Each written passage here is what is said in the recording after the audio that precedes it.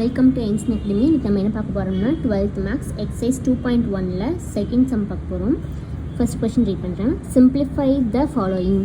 கொஷினில் என்ன வேல்யூ கொடுத்துருக்காங்கன்னா i⁻1948 மைனஸ் i⁻−1869 கொடுத்துருக்காங்க. இந்த வேல்யூக்கு நம்ம 4ஆல் டிவைட் பண்ணிக்கலாம். டிவைட் பண்ணோம்னா நமக்கு என்ன கிடைக்கும்னா 487. ரிமைண்டர் வந்துட்டு 0 கிடைக்கும். இங்கேயும் இந்த வேல்யூக்கும் நான் டிவைட் பண்ணிக்கிறேன்.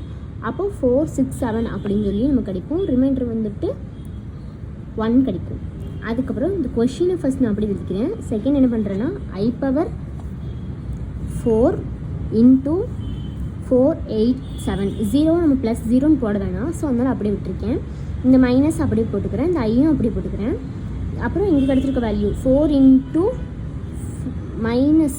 ஏன் மைனஸ்னால் இங்கே ஆல்ரெடி மைனஸ் கொடுத்துருக்காங்க. ஸோ அதனால் -467 அப்படின்னு சொல்லி போட்டுட்டு இங்கே 1 கொடுத்துருக்காங்க.